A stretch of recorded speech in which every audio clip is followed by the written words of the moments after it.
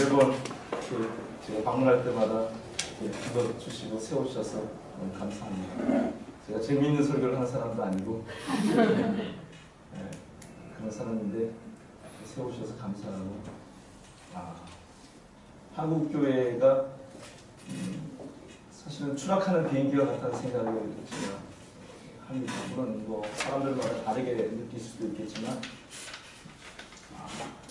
거대한 비행기들이 계속 하강하고 마치 추락하는 것 같은 그런 느낌을 제가 갖습니다. 그런데 그 비행기가 이렇게 추락하는 그 경험 속에서 이렇게 작은 공동체들이 복음적 예배, 복음적 설교 가운데서 생명의 날개짓을 하면서 천국을 향해서 또 올라가는 것을 제가 보기 때문에 하나님 여전히 우리에게 복음이 있는 한 우리에게 아직 포기하기는 너무 이르고 희망이 있습니다. 교회를 살리시는 하나님의 권능이 복음에 있기 때문에 교회가 매번 모일 때마다 복음으로 예배하고 복음으로 말씀을 나눈다면 한국교회가 다시 이렇게 작은 모임 곳곳에서 하나님의 강력한 부흥과 임재를 경험하는 무리 사람들을 통해서 하나님 한국교회 다시 한번 복음의 부흥이, 선교의 부흥이 열방의 땅끝까지 복음을 증거하라 하신 그 사명을 완수하는 마지막 세대로서의 그 부르심을 감당하는 한국교회 될 줄 믿습니다. 그런 기대감이 제 속에 여전히 있습니다.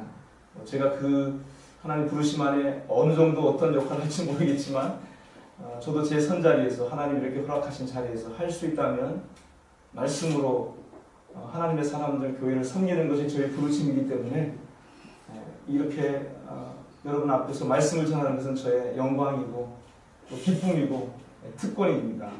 너무너무 감사합니다. 로마서 여러분 계속 이제 공부하시고 또 말씀 나눈다는 걸 제가 들었는데 사실은 로마서 이렇게 한번 필사하고 또 이렇게 뭐 필사 대단한 건데 이렇게 지나가는 성경이 아니에요. 왜냐하면은 로마서가 하나님의 복음에 대해서 가장 이게 완전한 그림으로 이렇게 그림을 그려놓은 서신이에요. 그래서 바울의 복음서라고도 할 수 있어요. 오늘 1절도 보면은 복음이라는 단어가 등장하죠. 예수 그리스도의 종 바울은 사도로 어떻게 나오죠? 부르심을 받아. 그 다음에 나온 단어가 하나님의 복음을 위하여 택정함을 입었어요. 하나님의 복음을 위하여 택정함을 입은 바울을 얘기합니다. 복음은 기쁨의 소식, 기쁨의 물결들이라는 뜻이에요. glad tidings라는 뜻이에요. 그런데 그 기쁨이 누구의 기쁨이냐면 하나님의 기쁨이에요. 우리의 기쁨이기 전에 하나님의 기쁨. 이 세상이 없었을 때, 이 우주가 없었을 때 그 영원 세계 안에 우리 하나님이 계셨잖아요. 근데 그 하나님 속에 기쁨이 있었다는 거예요. 기쁨. 그것만 바라보면, 그것만 상상하면, 그것만 생각하면 가슴이 뛰시는 거죠. 주체할 수 없는 기쁨이 우리 하나님 속에 있었어요. 그 기쁨이 하나님의 복음이에요. 성경을 보면요, 성경의 이야기는 하나님의 이야기예요. 자꾸 우리는 우리의 이야기인 것처럼 자꾸 착각하는데 우리는 거기에 보조적으로 이렇게 들어가 있는 것이고 주된 것은 메인 플러스는 사실 하나님의 이야기. 하나님의 이야기에 우리가 사실은 조연으로 옆에 이제 등장하는 거예요. 사실은 하나님이 써가시는 신적인 드라마가 성경의 이야기예요. 하나님의 스토리. 역사도 마찬가지죠, 그죠? 역사도 권력이 있는 자가 무슨 역사를 만들어가는 것 같지만 사실은 하나님이 한 국가의 흥망성쇠를 통해서 한 개인의 부침을 통해서 하나님의 목적을 향해서 하나님이 기뻐하시는 그 뜻을 이루시기 위해서 운행하시고 섭리하시고 역사에 가신 이야기, 그게 역사예요. 히스토리예요. 그분의 이야기예요. 근데 그분의 이야기는 기쁨의 이야기입니다. 그래서 우리가 모일 때마다, 주의 이름 안에 모일 때마다 그걸 기대하셔야 돼요. 오늘 하나님께서 나에게 어떤 기쁨의 이야기를 들려주실까? 걸크는 내 심령 가운데 아픔 있는 이 씨름하는 이 문제 가운데 오늘 예배의 자리로 나에게 그 복음의 하나님은 나에게 어떤 기쁨의 이야기를 들려주실까? 하나님 찬송하는 중에, 기도하는 중에, 말씀을 읽는 중에, 설교의 말씀을 받는 중에 주님의 그 기쁨의 이야기 내 심령 가운데 임하는 은혜를 베풀어 주옵소서. 여러분 그 갈망과 소원을 가지고 예배의 자리에 나오시는 거죠. 큰 교회는요 엄청나게 잘 돼 있어요. 마치 우리가 그 비즈니스석에 앉아서 비행기 탈 때 얼마나 좋습니까? 그죠? 기계 안에, 하늘 나는 기계 안에, 큰 세조, 큰 새 안에 우리가 들어가서 그런 것처럼 많은 시설이 잘 갖춰져 있고, 시스템이 잘 갖춰져 있고, 말 잘하는 설교자가 있고, 거기에 또 잘 장단 맞춰주는 많은 사람들이 있고, 우리 목사님은 설교 잘한다고, 우리 교회 오라고. 근데 그 한국교회가 지금 추락하고 있어요.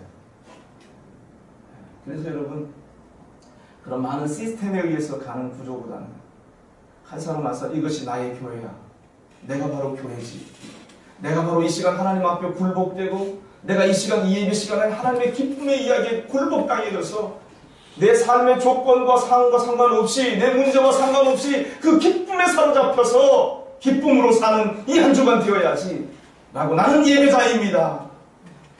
나는 하나님의 복음을 듣고 그 복음의 증인으로 세상 가운데 나가기 위해서 이 시간 주님 앞에 나왔습니다. 복음의 주인이신 하나님, 나에게 복음을 들려주십시오. 한 사람 한 사람이 그런 마음을 가지고 예배할 때 그런 교회에게 하나님께서 그분의 임재와 영광과 권능을 낚십니다. 그래서 한국교회의 소망은 대형교회 있지 않아요. 큰 시스템과 물질을 가지고 있는, 사람이 많은 머릿수를 채우고 있는 그런 교회들이 있지 않아요. 그런 교회는 그런 교회도 역할은 분명히 있습니다. 우리 그리스도 교회 안에 큰 스킬을 형성하고 있어요. 보호막을 형성하고 있어요. 필요합니다. 그러나 정작 하나님이 이 시대에 찾으시는 교회는 그렇게 큰 시스템화된 교회가 아니고, 예배의 마음을 가지고 예배 자리에 나오는 한 사람 한 사람 예배자, 한 사람 한 사람 복음의 사람들로 모여있는 작은 교회, 그 속에서 하나님은 우리 온 한국교회 가운데, 이 세계, 이 시대의 교회를 가운데 예수 그리스도의 보혈을 펌프질하고 그 생명력을 공급하는 심장과 같은 교회를 하나님은 바로 예배하는 여러분들 가운데, 주님, 내가 복음을 듣고 그 복음에 붙들려서, 그 기쁨에 붙들려서 하나님의 기쁨으로 내가 살기를 원합니다 라고 하는 그 사람들의 작고 작은 공동체를 통해서 하나님은 교회 가운데 심장을, 새로운 엔진을 교회 가운데 하나님 허락해 주실 거예요. 여러분 자부심을 가지세요. 우리가 큰 교회가 되고 또 큰 목사가 되고 세상에서 말하는 그 우리가 결정하는 게 아닙니다. 하나님이 결정하시는 거예요. 내가 내 인생의 주인이라면 내가 원하는 대로 이렇게 노력하죠. 설교도 가능한 사람을 많이 모을 수 있는 설교를 하죠. 그거 못하겠습니까? 사람들이 좋아하는 설교 하면 할 수 있어요. 그런데 내가 나의 주인이 아니고 복음을 통해서 우리 하나님께서 만유의 주인이시고 육신을 입고 이 땅에 오셔서 나를 위하여 나를 대신하여 십자가에 죽으시고 부활하신 예수 그리스도가 유일한 나의 주인인 것을 고백하기 때문에, 그런 그리스도인이기 때문에 나는 내 삶을 내 스스로 선택하고 결정할 수 없습니다. 주님께서 내 인생의 주가 되셔서 우리 각 사람의 인생을 이끌어 가시기 때문에 우리는 그 순간순간 한 걸음 한 걸음 순종하는 게 최선입니다. 크고 작고 세상이 평가하는 그런 것들은 중요한 게 아니에요. 주님이 오늘 나에게 물으신 것은, 너는 나에게 지금 너의 삶의 주권을 내어놓고 순종하는 하나님의 사람의 길, 예수의 삶의 길을 선택하고 있느냐, 그거 물으시는 거죠. 그러니까 여러분, 여러분의 어떤 삶의 자리와 조건 가운데 있든지 간에 하나님께 순종하는 삶을 기쁨으로 선택하십시오. 그것이 최선입니다. 그 순종이 잘 안 되죠, 그죠? 우리가 계속 내 욕망이 있고 내 욕심이 있기 때문에 잘 안 돼요. 그래서 복음을 들어야 돼. 복음을 자꾸 들으면 보여요. 역사의 의미가 보이고 내 삶의 목표가 보여요. 복음을 들으면. 그래서 삶이 심플해져요. 욕망의 노예가 되지 않고 주어진 모든 조건과 상황 속에서 하나님께 순종하는 삶을 선택하면서 그 속에서 하나님이 주시는 영원한 기쁨, 영원한 감격, 그 기피함으로 매일매일 걸어 들어가는 일상을 누리게 되는 거죠. 복음은 그래서 하나님의 기쁨의 이야기, 기쁨의 소식, 기쁨의 물결들이에요. 바울은 내가 하나님의 그 복음을 위해서 선택을 받았고 특별히 구별된 사람이다. 바울뿐이겠습니까? 우리 다 그렇죠. 복음은 하나님의 기뻐하시는 뜻이에요. 에베소서 1장에서 바울이 그렇게 얘기합니다. 찬송하리로다 하나님 곧 우리 주 예수 그리스도의 아버지께서 하늘에 속한 모든 신령한 복으로 우리에게 복 주시다. 바울이 얘기한 게 뭡니까? 창세전에 그리스도 안에서 하나님 우리를 예정하시고 선택하셔서 하나님 앞에 거룩하고 흠이 없게 하시려고 하나님의 아들들이 되게 하시도록 우리를 예정하셨다. 이렇게 얘기해요. 성경을 읽어보면요. 많은 사람들이 성경을 읽을 때 그것을 하나님이 나에게 명령하신 명령의 책으로 읽는 경우가 많습니다. 너 이거 해라. 그걸 하지 말아라. 근데 성경의 핵심은 그것이 아니고 하나님의 기뻐하신 뜻을 하나님이 우리에게 건네시면서 네가 어떻게 너 인생 가운데 어떤 선택 가운데 있든지 간에 나는 반드시 나의 이 기뻐하는 이 뜻을 이룰 거야. 이루고야 말 거야. 그 일을 계속 얘기하고 계시는 게 성경 전체의 메인 스토리입니다. 대표적인 복음의 이야기가 창세기 3장 15절에 처음 등장합니다. 성경이 다 모든 것이 사실은 복음의 이야기이지만 우리가 신학적으로 간추려서 얘기할 때 몇 가지 복음의 그 메인 중요한 포인트들이 있는데 제일 첫 번째 창세기 3장 15절에 그건 하나님께서 하시는 말씀인데 내가 뭐 하겠다고 하신 말씀이에요. 내가 하리니. 그런데 제가 찾아서 앞으로 읽어드리겠습니다. 창세기 3장 15절에 내가 하나님 말씀하시는 거예요. 내가 너로, 너는 뱀을 얘기해요. 내가 너로 여자와 원수가 되게 하고 너의 후손도 여자의 후손과 원수가 되게 하리니. 하나님이 하시겠다고 지금 말씀하십니다. 여자의 후손은 내 머리를 상하게 할 것이요. 이게 뭡니까? 유다지파의 사자이신 예수 그리스도께서 이 땅에 오셔서 사단의 권세를 박살낼 것을 말씀하는 약속이에요. 약속이에요. 약속. 내가 하리니. 여자의 후손은 내 머리를 상하게 할 것이요 너는 그의 발꿈치를 상하게 할 것이니라. 여자의 후손 그리스도가 사단에게 발꿈치를 물려요. 그것을 우리가 신학적으로 성경 전체의 이야기 안에서 해석할 때 예수 그리스도께서 십자가에 못 박혀 죽임 당하신 것으로 우리가 해석을 해요. 이것은 하나님의 어린 양이신 그리스도가 하나님이 사랑하시는 사람들을 구원하시기 위해서 대신하여 죽으시는 속죄양이 되시는 거기에 대한 약속이고 예표고 그림이에요. 두 가지 얘기가 같이 있는 거예요. 지금 창세기 3장 하나님의 왕국에 대한 약속이 지금 담겨져 있는 거예요. 사단의 권세를 박살내고 사단의 왕국을 박살내고 하나님의 통치하시는 그 나라, 하나님의 나라를 세우시겠다는 약속이에요. 세상 임금이 진짜 임금이 아니고 내가 왕이야, 내가 주권자야, 나의 왕국을 이 땅 가운데 세우고야 말 거야. 내 대갈통을 박살내고 누구로 인해서? 하나님의 그리스도를 통해서 왕국에 대한 약속을 하시는 거죠.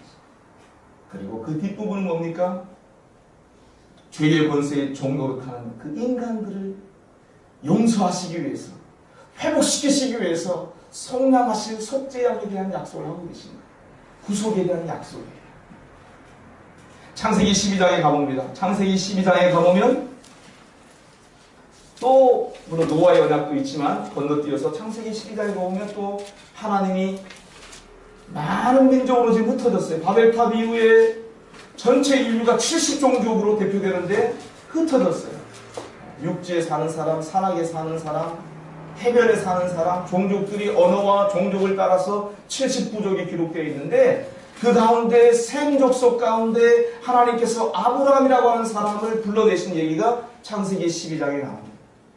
거기서도 하나님이 명령하시는 것도 있지만 주된 것은 약속의 형태로 주어져요. 여호와께서 아브라함에게 이르시되 너는 너의 본토 친척 아비집을 떠나 내가 네게 지시할 땅으로 가라. 명령이죠. 그런데 주된 것은 그 다음에 나옵니다. 내가 너로 큰 민족을 내가 하겠다는 거 하십니다. 내가 너로 큰 민족을 이루고 내게 복을 주어 내 이름을 창대케 하리니. 윌이죠. 내가 하겠다. 너는 복의 근원이 될 것이다. 하나님이 약속을 하시는 거예요. 온 땅의 모든 가족들이 아브라함으로 인해서 아브라함의 씨로 인해서 복을 얻게 되겠다. 구원의 복을 누리게 될 것이다. 하나님의 백성들 가운데 하나님의 가정 가운데 들어오게 될 것이다. 하나님의 언약 백성을 하나님께서 산출할 약속을 지금 하고 계신 거예요. 내가 하겠다. 그렇게 약속하고 계신 거죠.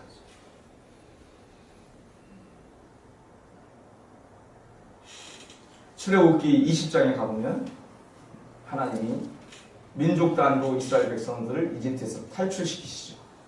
그리고 시내산으로 이끄셔서 거기에서 언약을 맺으십니다. 우리를 구원하신 다음에 하나님께서 우리에게 내가 이런 목적으로 너를 보냈어. 그러니까 너는 이렇게 이렇게 살아야 돼. 라고 율법을 주세요. 시내산 언약이에요. 그런데 신약에 와보면 그 시내산 언약의 의미를 율법을 준 의미를 하나님께서 왜 이스라엘 백성들에게 율법을 주셨느냐. 하나님이 원하신 하나님의 나라가 어떠한 것인지 보여주신 것도 있고요. 그리고 또 한 가지는 우리에게 정말 구속이 필요하구나. 하나님의 구원이 필요하구나. 구원이 필요한 죄인이구나. 로마서도 똑같아요. 구조가.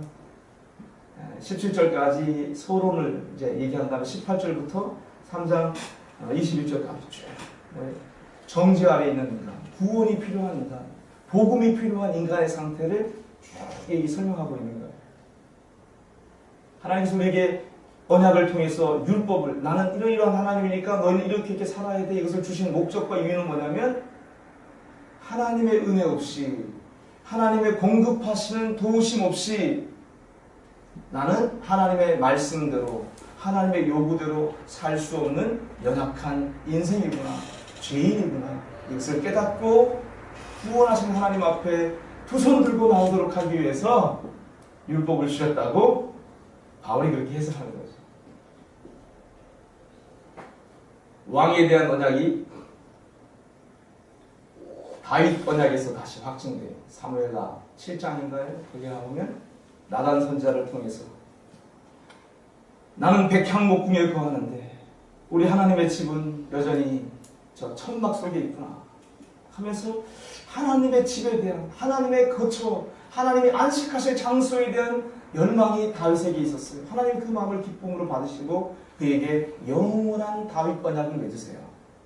그것은 뭐냐면 내 자손 가운데 너의 왕위를 이을 영원히 이을 그래서 그는 나에게 아들이 되고 나는 그에게 아버지가 될 한 후손을 주겠다. 다윗의 씨에 대한 약속을 또 하세요. 그것도 약속이에요.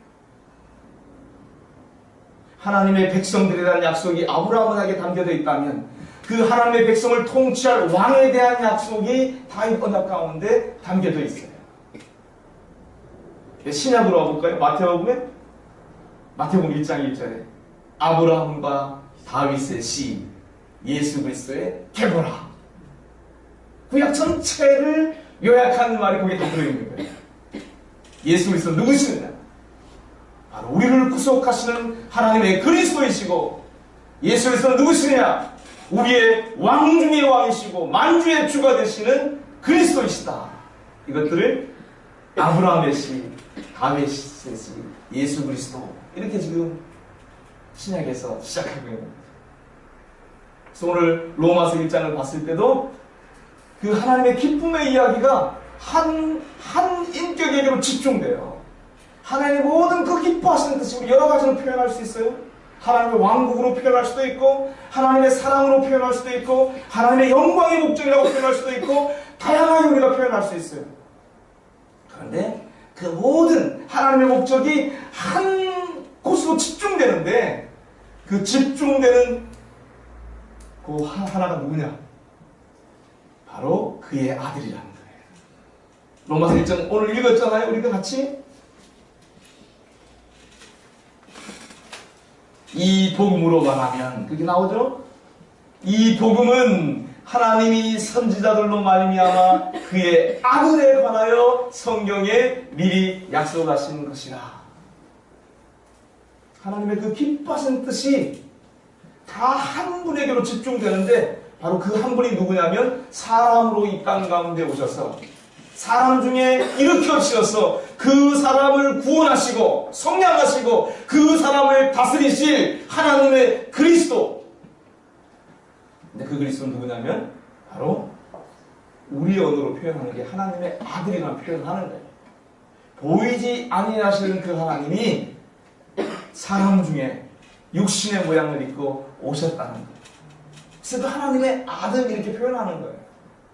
그러나 이 하나님의 아들과 하나님은 물론 구분은 되지만 우리의 경험 안에서 구분은 되지만 사실은 한 분 하나님이세요.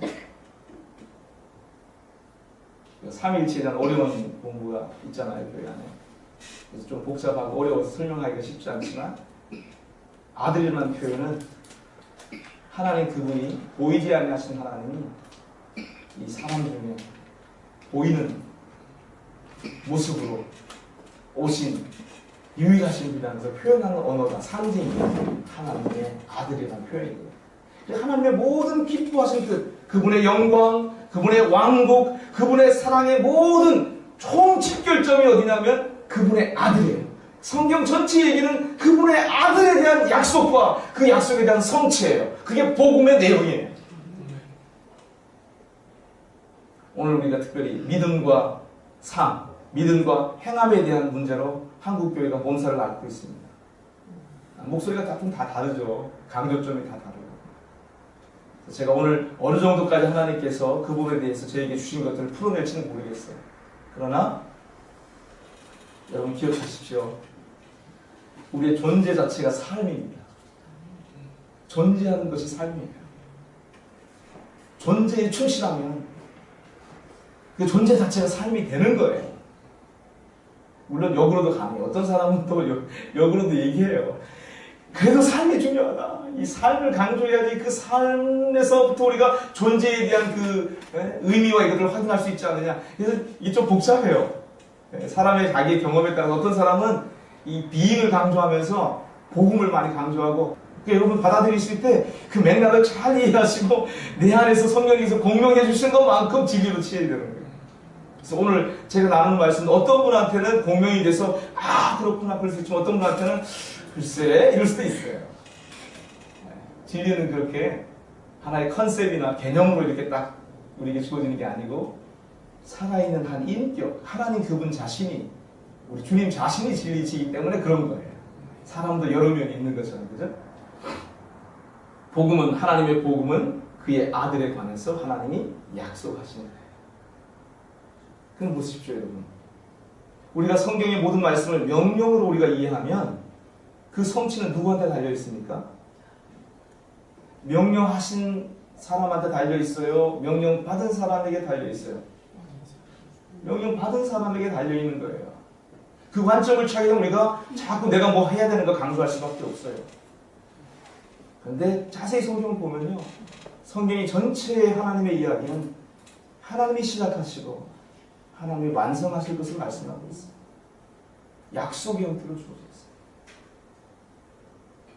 율법 이전에 그래서 약속이 있었던 거예요. 율법은 우리로 하여금 하나님의 구원이 필요하구나. 하나님의 은혜 없이는 하나님의 뜻을 내가 이룰 수 없는 존재구나. 그것을 깨닫도록 하기 위해서 가입된 것이라고 얘기하는 거예요. 약속은 보세요. 약속. 약속의 성취는 누구한테 달렸나요? 약속을 받는 사람한테 달렸나요? 약속하신 이에게 달렸나요? 약속하신 분에게 달린 거죠?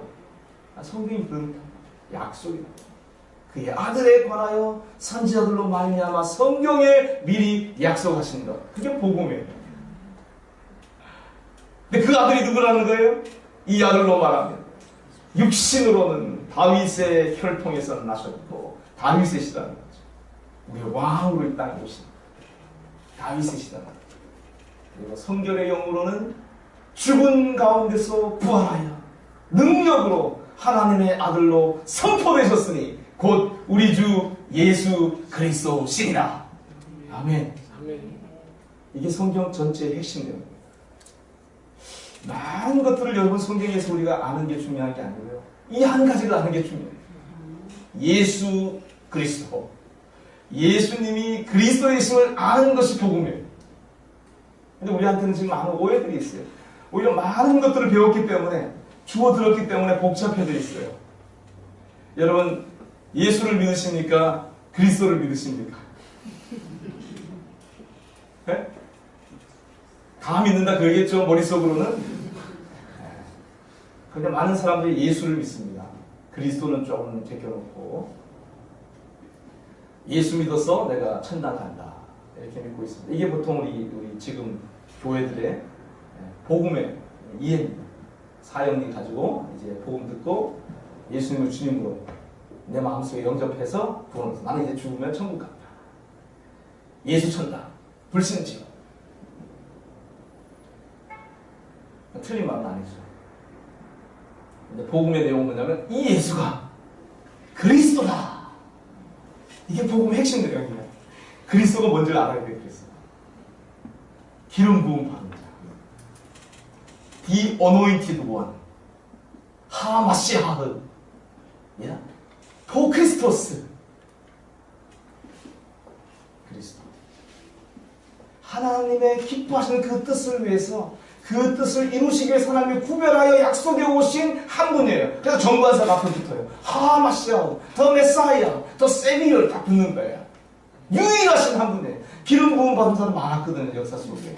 제사장들도 받고 왕들도 기름 부음 받았거든요. 하나님 목적을 위해서 기뻐하시는 그 목적을 이루기 위해서 하나님 구별해 세우셨거든요.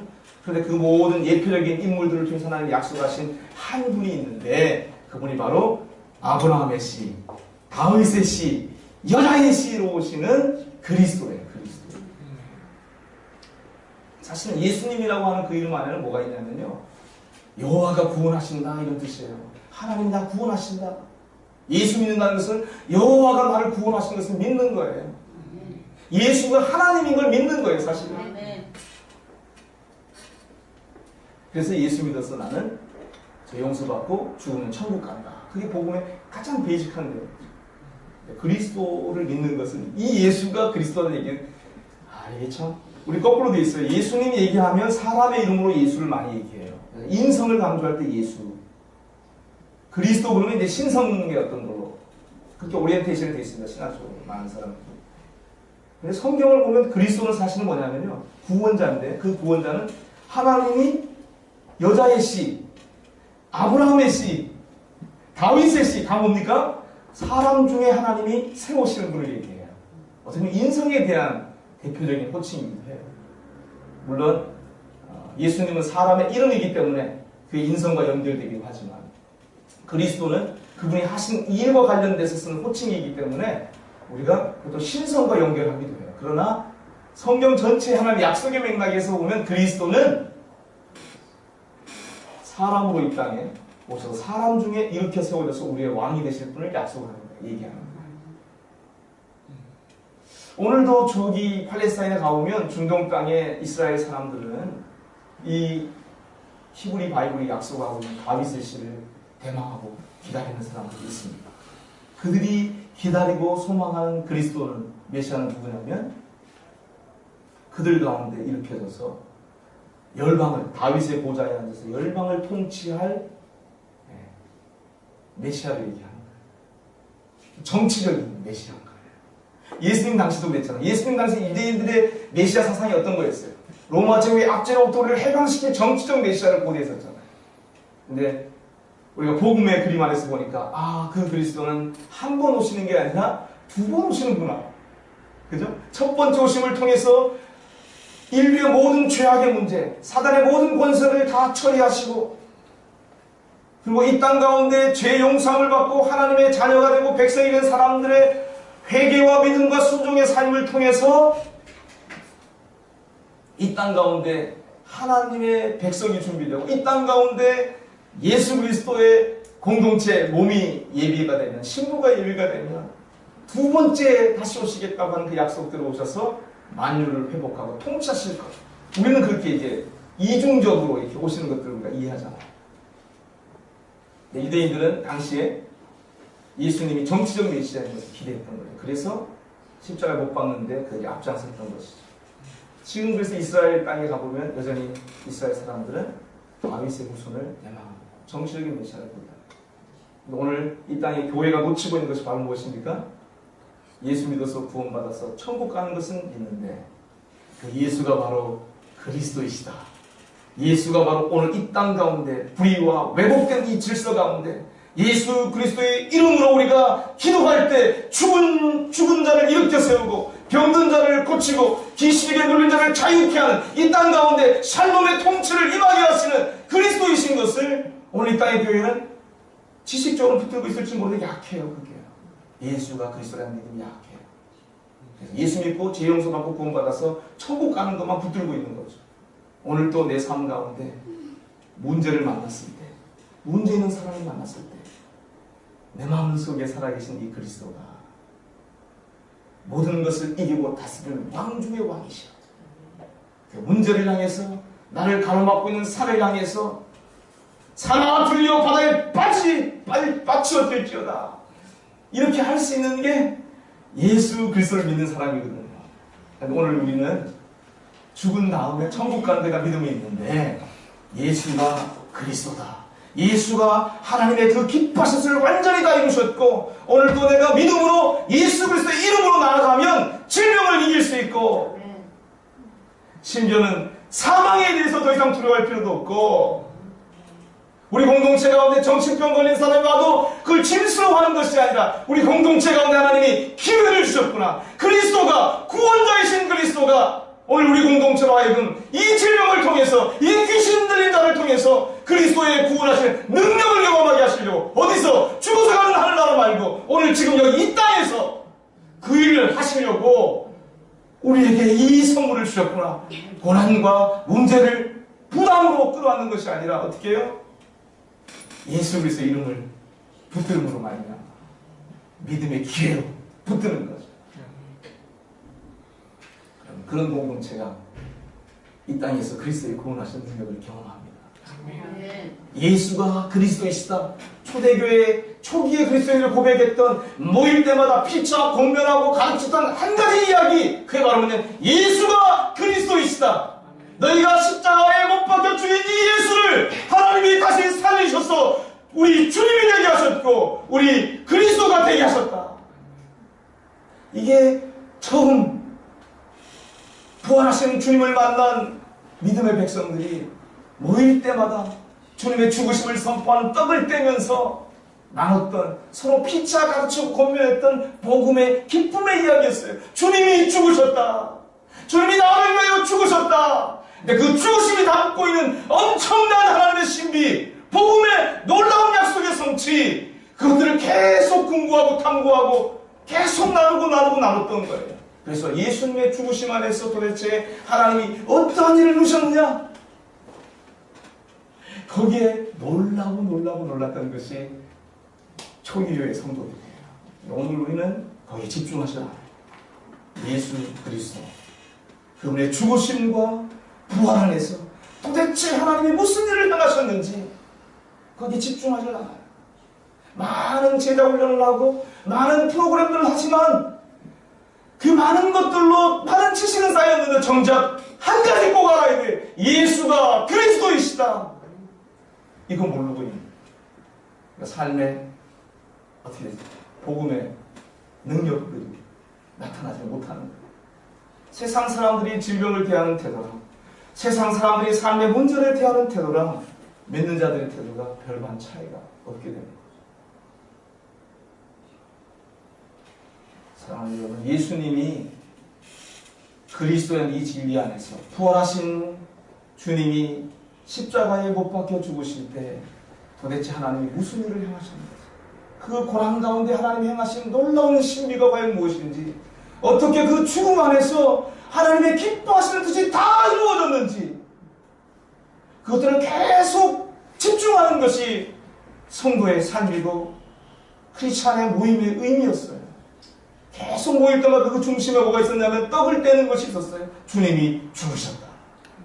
그 죽음의 그 깊이 안에 하나님 도대체 무엇을 행하셨는지를 계속 그들은 기도하면서 하나님의 도우심으로 성령의 계시를 받아서 십자가의 구속에 풍성한 의미를 길러냈던 거죠. 그게 성경에 기록되어 있는 거죠. 여러분, 예수님이 십자가에 못 박혀 죽으심으로 이루신 놀라운 일이 무엇인지 아세요? 우리 삶 얘기하는 게 아니고요.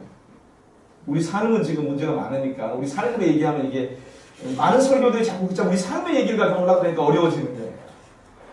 우리 삶이 먼저가 아니고 하나님이 행하신 일이 먼저예요. 복음이 먼저예요. 복음이 먼저 되면 삶이 따라오는 건데, 복음이 철저하지 않아서 살 삶이 없는 건데, 복음은 다 됐다 생각하고 삶을 잡고 얘기하니까, 바울을 보십시오. 로마에 있는 성도로 부르심을 입고 예수 그리스도의 부르심을 받은 그 믿음이 소문나 있는 로마의 성도들에게 가지고 있었던 마음의 소원이 뭐였습니까?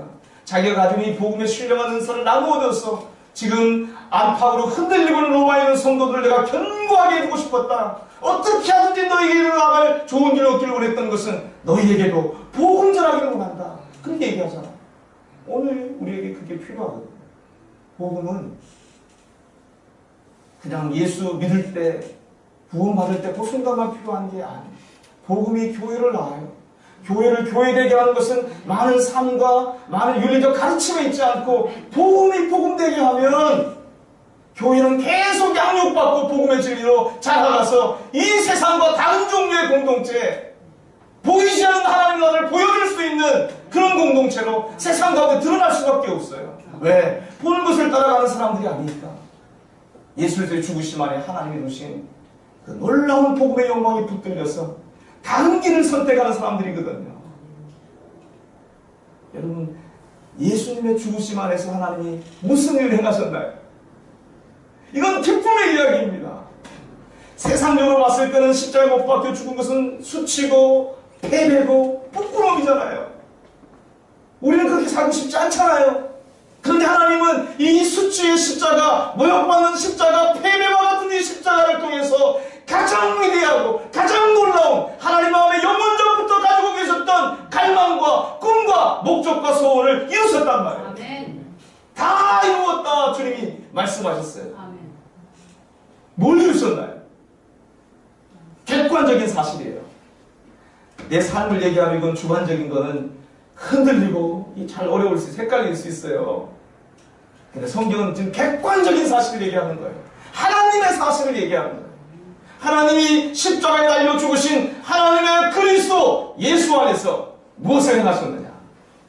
그것을 아는 것이 복음을 아는 거예요. 한번 얘기해 보세요.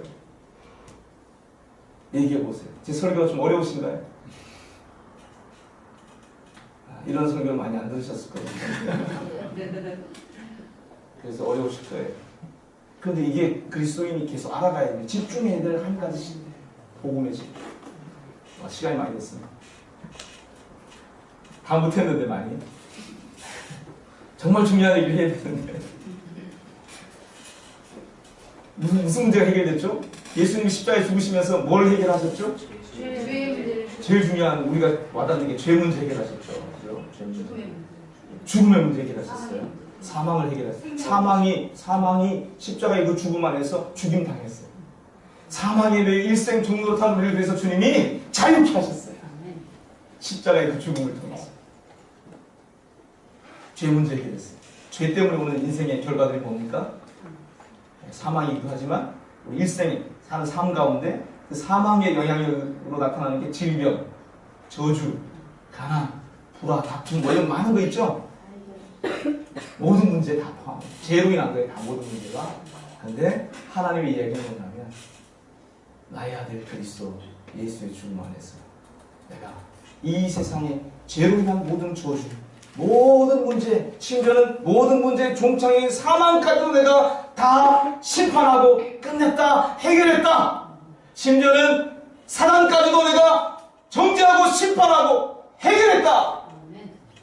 심지어는 더 어려운 얘기입니다. 심지어는 사단이 지배하고 있는 도미넌트 시스템, 지배하는 이 시스템, 이 세상 질서, 그것도 내가 십자가에서 끝냈다, 정죄하고 심판했다.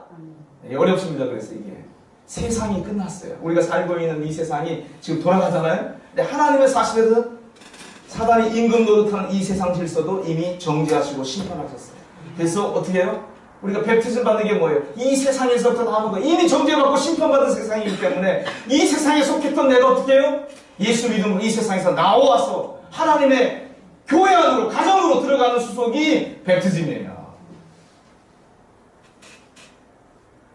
그래서 여러분, 우리가 이 세상에 속한 사람이면 내가 아무리 착한 사람이고 내가 아무리 좋은 일을 해도 이 세상에 속한 그 소속의 문제가 되기 때문에 그 사람은 정죄와 심판 아래 있는 거예요.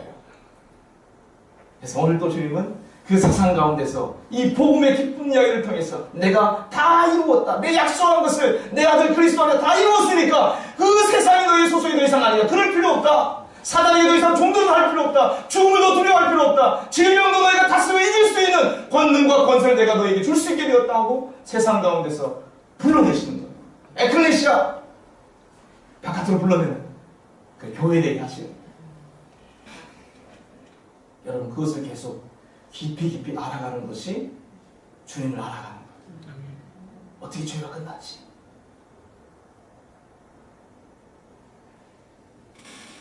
주님의 십자가의 죽으심으로 우리의 죄가 믿을 때 용서받잖아요. 놀라운 진리입니다. 제 용서받는 진리. 주님이 나를 대신하여 죽으셨어요. 뿐만 아니라 주님이 내가 되셔서 주님이 사람이 되셨다는 그 의미 안에는 주님이 바로 내가 되신 거예요. 내가 심판받을 그 자리에 주님이 가신 거예요. 주님의 심판 안에, 그 심판 받으심 안에 내가 포함되어서 함께 심판받았다는 거예요. 바울의 고백이 그것입니다. 우리 안에 심플 네이처가 죄된 본성이 있는데 육신을 입고 육신의 모양으로 이 땅에 오신 예수 그리스도 안에서 육신에 있는 죄를 주님이 정죄하셔서 심판하셨다고 로마서 8장이 얘기해요. 육신의 죄를 정하셨다고 해요. 그러니까 우리가 예수 믿을 때 여전히 내 안에 못된 마음이 있는데 성령이 내 안에 들어오실 수 있는 거예요. 내 안에 있는 죄된 본성의 문제가 하나님 편에서는 이미 해결됐다는 거예요. 여전히 나는 그것 때문에 속상해하고 싫어하는데 하나님의 객관적 사실은 그 죄된 본성의 문제를 예수의 죽음을 내가 처리하고 해결했는데 이렇게 얘기하는 거예요. 그것만의 문제가 아니잖아요. 저한테 가장 놀라운 복음은 뭐였냐면 예수 그리스도의 죽으심 안에서 나도 함께 죽었다는 것. 예수가 죽을 때, 그 주님이 죽을 때, 내가 태어나기도 전인데 하나님의 관점에서는 아담 안에 있는 모든 인류를 예수 안에 다 끌어모아서 그리스도 안에서 정죄하시고 심판하시고 끝내셨다는 거죠. 죄와 민글된 타고난 내 사람의 상태로는 하나님의 뜻과 목적을 이룰 수 없기 때문에, 하나님의 뜻과 목적을 이루는데 전혀 부합되지 않기 때문에 오로지 심판받고 끝내어지는 것이 합당하기 때문에 예수와 함께 아담 안에 있는 모든 인류를 하나님이 끝내셨다는 거예요. 심판하셨다. 그래서 예수님을, 그리스도를 마지막 아담이라고 그러죠. 두 번째 종류의 사람, 마지막 아담이라고 그러죠. 내가 끝났어요. 하나님 관점에서 타고난다. 죄가 지배하고 다스리는 나라고 하는 사람은 예수 그리스도 안에서 함께 십자가에 못 박혀서 심판받고 끝났어요. 그런 우리에게 하나님이 이렇게 해라 저렇게 해라 명령하시는 게 아니에요. 우리한테 하는 게 아니에요. 그래서 이 성경을 잘 이해해야 돼요. 그게 끝난 것을 고백하는 우리에게 하나님이 하신 놀라운 일이 바로 뭐냐면 부활하신 그리스도께서 죄 문제가 해결됐으니까 당연히 죄의 결과인 죽음을 이기는 것으로 입증하신 거예요. 믿을 수 있도록 입증해 주신 거예요. 부활하신 그리스도께서 회개하고 믿는 자 속에 들어와 계세요. 여러분, 예수를 믿는다, 그리스도를 믿는다 했을 때 반드시 거기에 뭐가 전치사가 하나가 있어요. believe in, 더 정확하게는 ace라고 into라고 하는 전치사가 들어가요. 예수 안으로 들어가는 거예요. 예수 안으로 믿는 거예요. 예수 안으로 들어가면 내 안에 예수 그리스도께서 들어오시는 거예요. 예수님의 통치 안에 들어가는 삶이 그리스도께 속한 사람, 그리스도의 삶인 거죠.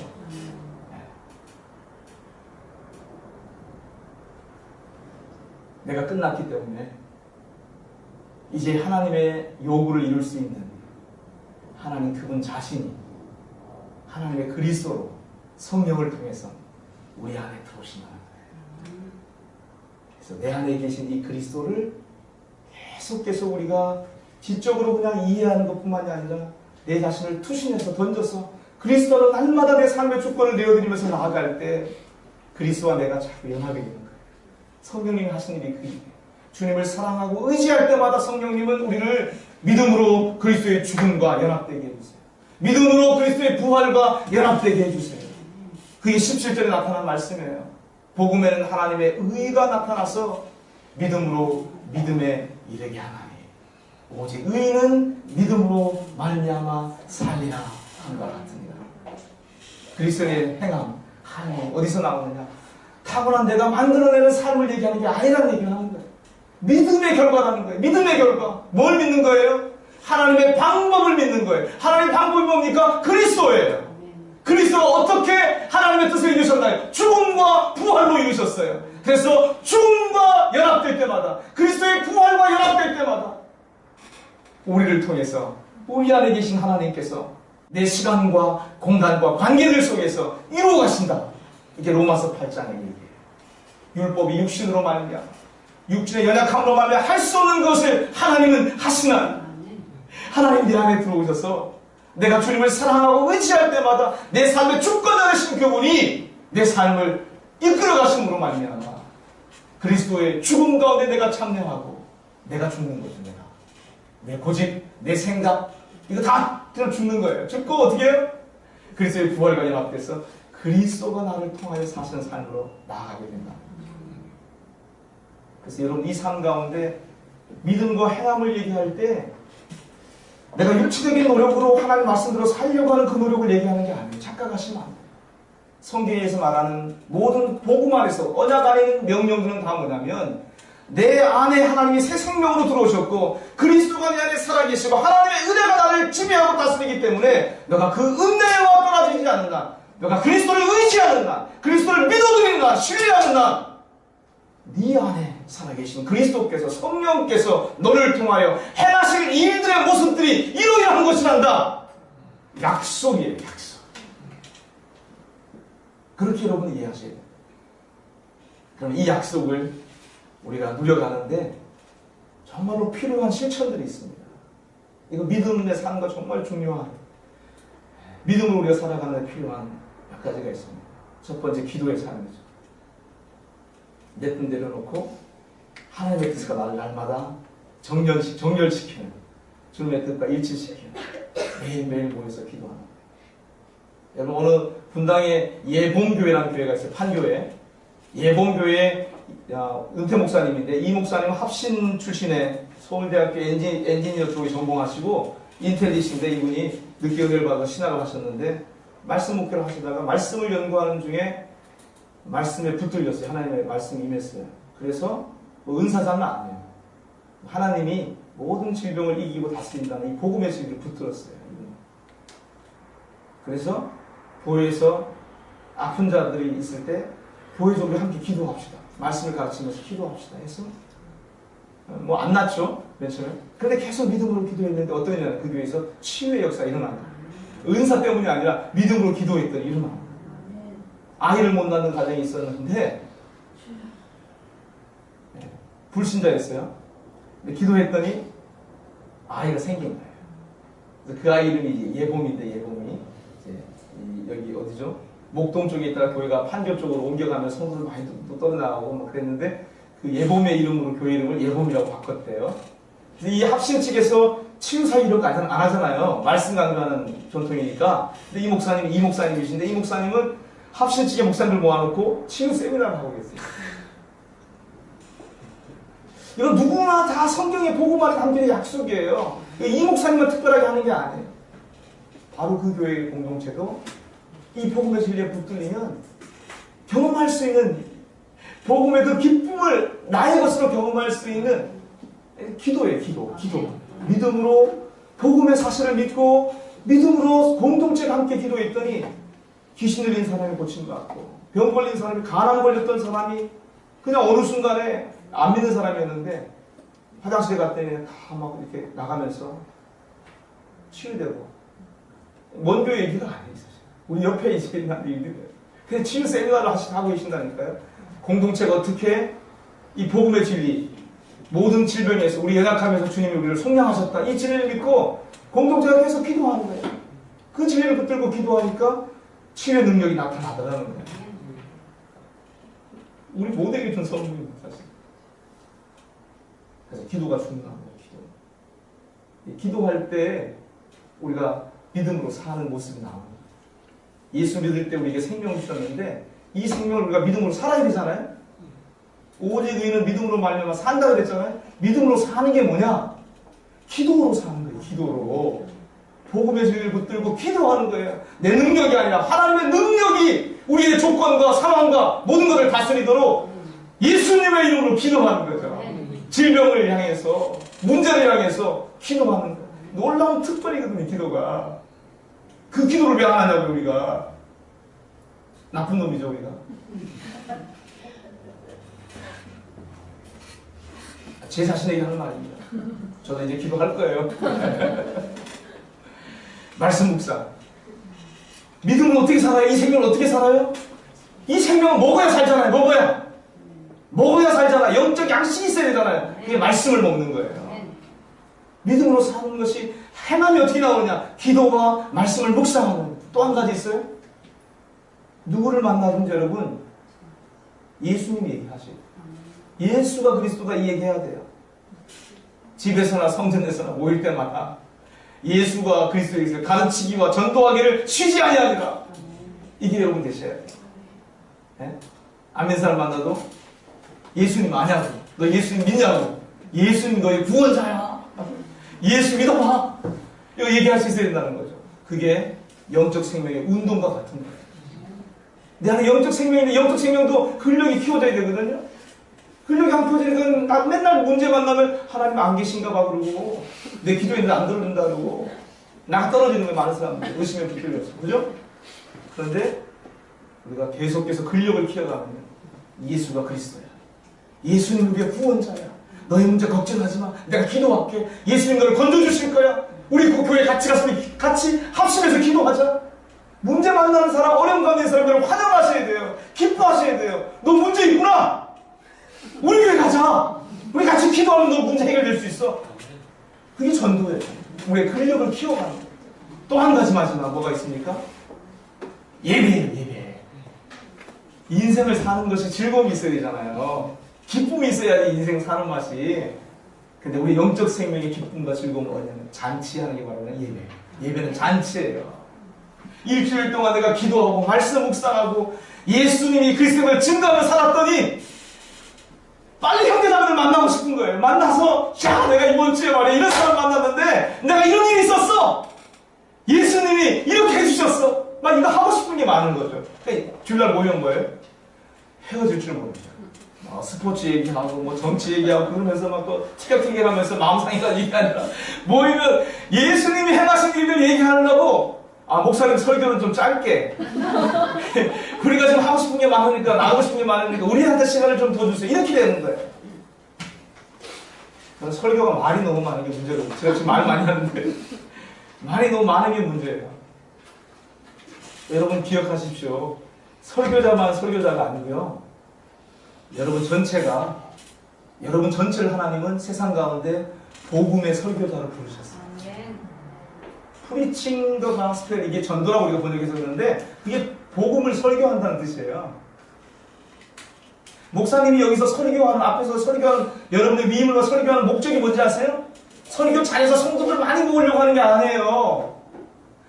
여기에 모여있는 하나님에게 맡긴 한 사람 한 사람이 복음의 설교로 세움받아서 가정에서, 일터에서, 캠퍼스에서 예수가 그리스도의 심을 증거하도록 설교자로 세우기 위해서 설교하는 거예요.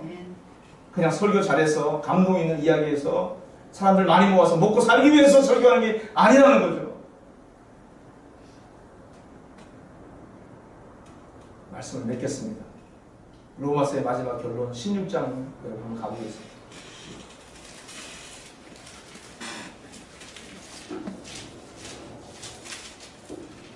25절로 27절까지의 말씀에 로마서의 마지막 결론입니다. 성령으로 마칩니다. 독설로지. 하나님을 찬양하면서 우리 큰 목소리로 한번 같이 읽겠습니다. 로마서 16장 25절로 27절 시작. 나의 복음과 예수 그리스도를 전파함은 영세전부터 감추었다가 이제는 나타내신 바 되었으며 영원하신 하나님의 명을 조차 선자들의 글로 말미암아 모든 민족으로 믿어 순종케 하시려고 알게 하신 바 그 비밀의 계시를 쫓아내는 것이니 이 복음으로 너희를 능히 견고케 하실 지혜로우신 하나님께 예수 그리스도로 말미암아 영광이 세세 무궁타로 있을지어다. 아멘. 이 결론에 하나님의 복음이, 그의 아들의 복음이 누구의 복음으로 표현되고 있습니까?